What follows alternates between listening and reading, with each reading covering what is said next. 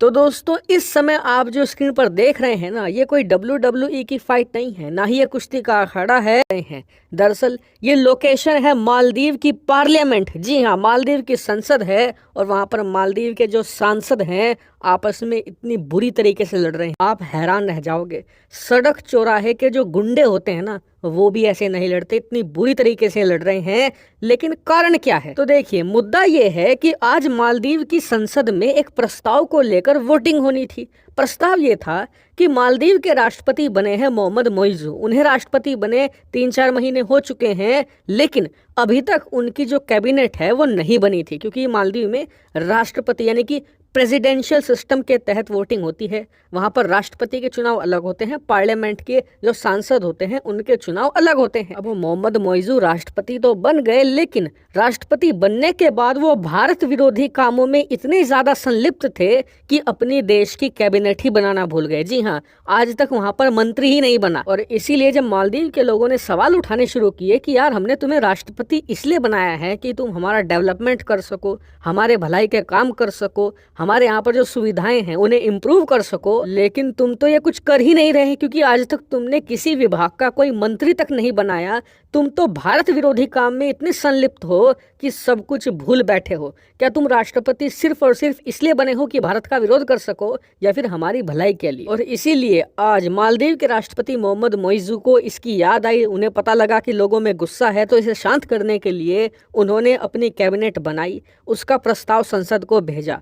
संसद में इस प्रस्ताव पर वोटिंग होनी थी कि मोहम्मद मोइज़ू ने जो अपनी कैबिनेट बनाई है इसे अप्रूवल दी जाए या फिर नहीं। और यहीं पर मोहम्मद मोइज़ू फंस गए। दरअसल मालदीव में राष्ट्रपति भले ही मोहम्मद मोइज़ू हों, लेकिन जो मालदीव की संसद है वहां पर बहुमत विपक्षी पार्टी के पास है। अब मान लीजिए यही कैबिनेट का प्रस्ताव अब से कुछ महीने पहले जब मोहम्मद मोइज़ू नए नए राष्ट्रपति बने थे तब संसद में आता तो आसानी से पास हो जाता, क्योंकि जब नया राष्ट्रपति चुना जाता है तो जनता उसके साथ होती है।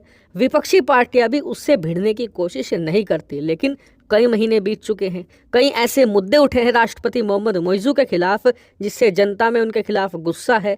ऐसे में विपक्षी पार्टियों को लगा कि यार, ये हमारे लिए एक बड़ा मूवमेंट है, जनता हमारे साथ धीरे धीरे आ रही है, क्यों ना यहाँ पर मोहम्मद मोइज़ू को फंसा लिया जाए। और इसीलिए आज विपक्षी पार्टी ने तय किया कि वो इस कैबिनेट को अप्रूव नहीं होने देंगे, मतलब इसे बनने नहीं देंगे, इसके खिलाफ बहुमत में वोट देंगे जिससे कि ये कैबिनेट गिरे। अब मोहम्मद मोइज़ू की पार्टी को भी पता चला कि उनके प्रस्ताव को गिराने की पूरी कोशिश की जाएगी, तो इन्होंने क्या किया?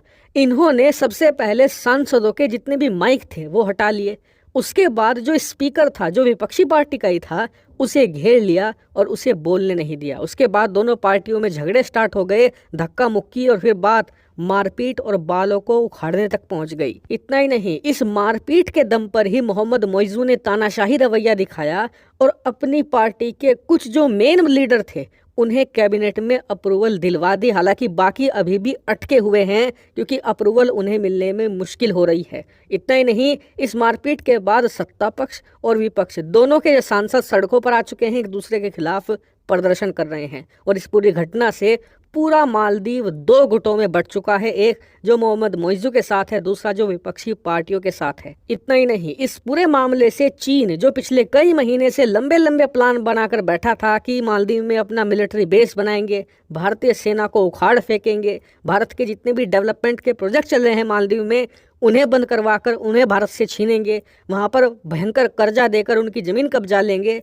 सारे धरे रह गए हैं, क्योंकि बिना कैबिनेट अप्रूवल के ये हो ही नहीं सकता। और दूसरी बात, पिछले कुछ महीनों में जो घटनाएं हुई हैं उससे मालदीव की अर्थव्यवस्था को झटका लगा, उसकी छवि को झटका लगा, इसलिए मोहम्मद मोइज़ू की छवि भी खराब हो रही थी। लेकिन आज के घटनाक्रम ने तो एक कालख ही पोत दी है मोहम्मद मोइज़ू की छवि पर। इसीलिए विपक्ष और मजबूत हो रहा है। और मैं आपको आज ही बता दूं, आने वाले कुछ समय में अगर मोहम्मद मोइज़ू की सरकार गिरती है तो आप बिल्कुल भी आश्चर्यचकित मत होना।